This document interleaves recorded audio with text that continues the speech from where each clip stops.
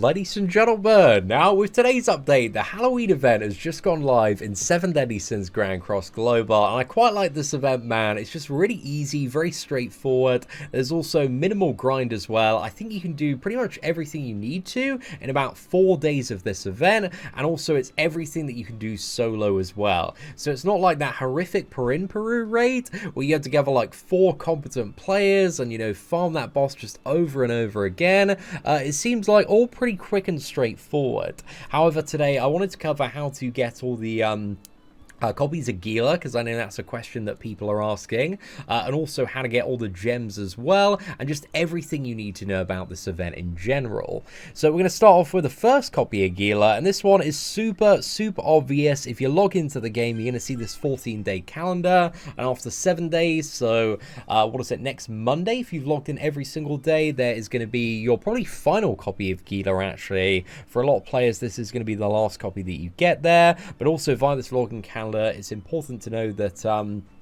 the first day and also the 8th day, so this time next week, you get 5 individual tickets. So yeah, with this ticket, you definitely don't want to summon until you've got 10 of them, because then you can do a full multi and get an additional bonus draw for free, and 1 in 30 players are going to get an SSR out of that individual bonus draw, so you don't want to run the risk of throwing away a free SSR champion, and like even best case scenario, you're throwing away a free energy refill, and you just don't want to be doing that, man.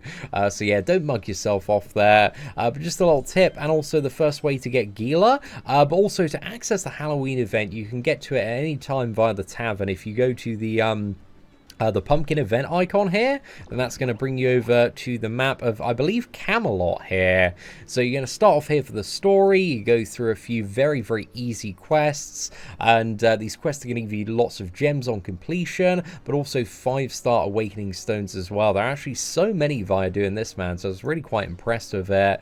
But then once you've done that, you unlock the pumpkin festival at the end. Again, it's a very quick and very easy quest to do. If you're rushing through it, it's going to take you about what is it, 30 minutes to an hour, depending on your gear and roster, and providing you've like been playing the game for more than a week, it's just going to be like a really easy time. Again, it's much easier than chapter 6 in comparison. Like even the highest health pulls were, I think, short of 100,000 comparatively speaking. But then you unlock the pumpkin festival. Now there are a couple of benefits to the pumpkin festival, and we'll start with the boss battle one. So this is a daily thing that you can do, where you basically solo a Halloween version of a watered down demon. So you can pick the one that you want to do depending on which characters that you have, and the only difference in terms of rewards when it comes to these demons is the bronze box material. So kind of just go for the one that you think is like easiest to do for your roster and characters. But again, comparatively speaking, they are very watered down versions of the usual demons that you'd expect to fight. So if we have a look at like the Extreme Crimson Demon and the details on him, for example, in his first phase, he only has 200,000 health. And in phase 2, usually on Extreme, he has about 600,000 hit points. In phase 2, he has, what is it, just over 230,000. And one thing to keep in mind as well is you bring in 4 characters to these demons, but all 4 are on the front line, and also you have 4 turns as well. So it's very similar to Knighthood boss in terms of the structure and the way that it works. But the main reason for doing these are pumpkin baskets. Also, the chance at awakening stones is very nice as well. But you also get additional points, very similar to the, what is it, Demon Pikachu boss that we had I think it was like a month and a bit ago, and as your score goes up and up, you unlock all sorts of bonus rewards. So this is where you can get your second copy of Guila here. So at 100, so literally like defeat demons twice, and then you get the second copy, and then going up and up, there's like 30 anvils. There's also Catsuit is for Guila. There's 10 hammers as well, 1,000 points, and also at 1,500, there is a Guila weapon on top of that as well. So doing doing the extreme demon, I think it's like, what is it, 17, 18 times is going to get you all of the milestones, and you can do the demons up to 5 times per day. So yeah, with this daily event, you know, if you can do extreme and get the 90 points every single run for the next 3 days, then that's pretty much all your milestones done. And then on Friday, do like, what is it, 2-3 more runs to complete all of the milestones. But you'll also have a massive stack of pumpkin baskets as well. And even if you can't do extreme, just take on the easiest difficulty of whatever demon you can manage to deal with. So, you know, doing low difficulties is going to give you less points and also less pumpkin baskets, but it doesn't matter over the course of the event, because if you do keep up the daily grind, you can still get everything from the store and also everything from the challenge claim milestones as well. So again, just push as high as you possibly can, but as long as you got some semi-decent characters and some alright gear, you should be able to solo the extreme version, because again, these are very watered down versions of the demons that you fight with a co-op player, so they shouldn't be too much of a challenge. And also you have 4 moves every single turn as well, and on top of that, you got your 4 characters on the front lines as well, so you can get additional support. But yeah, what do the pumpkin baskets do? So there is an event exchange shop where you can get the additional 4 copies of Guardian Guila, and she's only 7 baskets, man. It's very, very cheap. And doing an easy run of the extreme version, that's 8 baskets you get. However, you need to keep in mind with Guila, you can only buy 1 copy per day. So don't leave your purchasing to the final day. You want to get ahead of the purchasing for Guila and also the SSR pendants. But also in the event exchange shop, there are costumes for what is it, Master Meliodas and Captain Meliodas. Essentially, what is it, any non-Lost Vein or Demon Meliodas can get these costumes. The costumes themselves, though, really aren't that great in terms of the sub-stats. You know, the UR stats are very nice if you don't have anything better, but 5% recovery rate, and also on the sword, there is 5% crit damage. I guess this actually works alright with, what is it, Green Meliodas and Blue Meliodas, because they do have additional passive abilities that do ramp up their crit chance as well. So maybe not the worst, actually, thinking about it in a bit more detail. And also there is a what is it, headpiece for Elaine. But again, these are very, very cheap, only 4 pumpkin baskets, and if you're smashing out like 5 runs on extreme, that's like 40 pumpkin baskets per day. Plus I think you also get pumpkin baskets from the regular demon boss fights and battles that you're doing in a duo setup as well. So yeah, these are going to add up very, very quickly. There's also additional furniture, so there are 3 pieces available via the exchange, again very cheap as well, just 4 pumpkin baskets each. There are 6 SSR pendants, so that's a very, very nice stack there. But again, they do have a daily exchange limit of 1. So I think it's only Guila and the pendants that have that exchange limit, but do keep it in mind and do get on top of it as soon as you possibly can there. There's also 15 SR pendants, some hero enhanced potions. There are 6 5-star awakening stones. There are also a total of 50 anvils as well. We got some SSR treasure chests and also some what is it, cosmetic enhancement materials. So yeah, overall the shop has a fair amount of decent stuff in. So that's what you need to know about pumpkins and also the boss battles. But also on top of that, once you've done the story again, around the Halloween event area, there are going to be these various stages. There's a hard, medium, and easy. And the hard one is actually very, very easy. So these stages are going to drop loads of pointy hats. And pointy hats are really important because they are basically the spin tickets for the roulette wheel that's available in the tavern.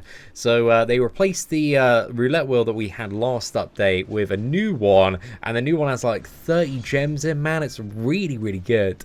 So if you need like loads of pointy hats or just want to zerg this out, plus also you can use these stages on top of this for some of the event achievements, and we'll talk about those in a second as well, because those are an additional way to get gems. But you can see on hard difficulty, man, the hit points are like less than 30,000 on every single opponent, so they barely have anything. They die in like a single Hauser card there, so just super, super easy to deal with. So if you're a progressing player and you need some more pointy hats, don't be intimidated by the fact that this says hard, because it is much easier than some of the stuff in the story as well.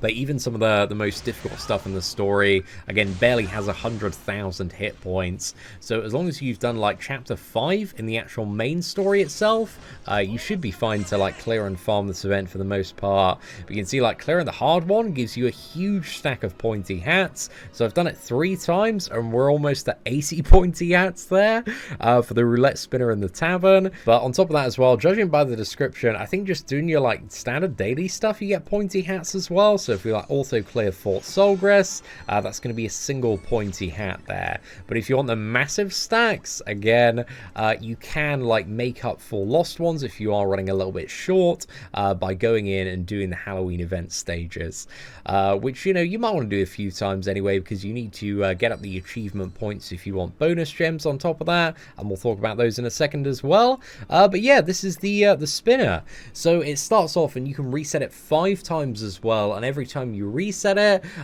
there are 5 gems. So it's a total of 30 gems throughout the spinner, plus a load of demon materials. So yeah, I always appreciate a good exchange spinner, man. It's always a pretty nice time there. I think this one, in terms of spins, actually, it's quite a few to get it completed, though.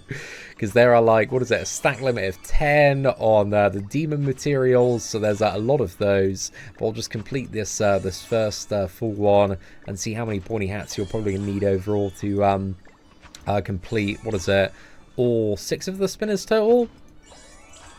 I think we've almost used, we've used 50 now. Let's go for another 5 spin, and another 5 spin. So yeah, to fully clear all 6 of the spinners, I think it's going to be 360 pointy hats, which again are very quick, very easy to get if you're doing those hard stages. And one of the reasons that you should maybe be considering doing those hard stages are the additional achievement stuff.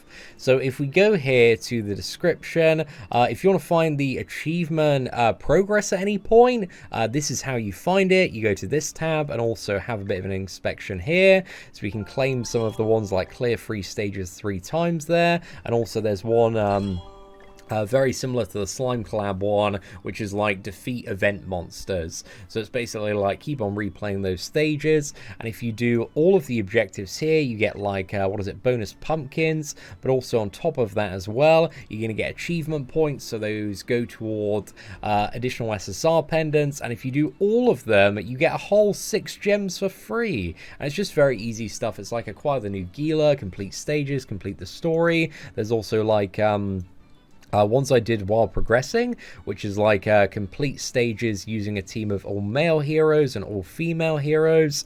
So yeah, if you're curious as to what these are, you can see them while you're progressing through the story. But if at any point you just need to go to the events tab in order to keep track of exactly what you need to do. But yeah, all pretty straightforward stuff, man. But yeah, overall this event, you know, it's just really quick and easy to do. And I like that it's an independent grind as well. I think it's going to be something players really do appreciate after the slog that the Peru 4-man raid was like a few weeks back, because that was just absolute hell for some people. So yeah, it's a bit of a win, the Halloween event. I really like it. I had kind of like no expectations for this event, and it's turned out to be a pretty nice event because there's about 50 gems via the story, completing all the achievements, and also the 30 in the spinner as well. So all that together adds up to about 50 free gems. You get the free 6/6 Guila. Again, it's up to you whether or not you want to put the 4 coins into Guila, being a bit of an exclusive champion. I can see some people wanting to go for that if they are collectors. However, personally, on my main account, I'm definitely in a 6/6 the Halloween Guila. However, on my free-to-play account, because she's not a top meta character, I don't care about her. So what I'm going to do is I'm going to get a 1/6 and then use the 5 additional coins to save up for Red Zeldris, because in 3 weeks time he's going to be in the Platinum Coin Shop, and Red Zeldris is a ridiculously good top meta character. So yeah, it's up to you whether or not you want to invest the coins in Guila or not. But let me know your thoughts in the comment section below, and if you did enjoy today's video guide, please do smash that like button. That'd be greatly appreciated. But aside from that, thank you very much for watching. Take care, and I hope that you have an absolutely fantastic day.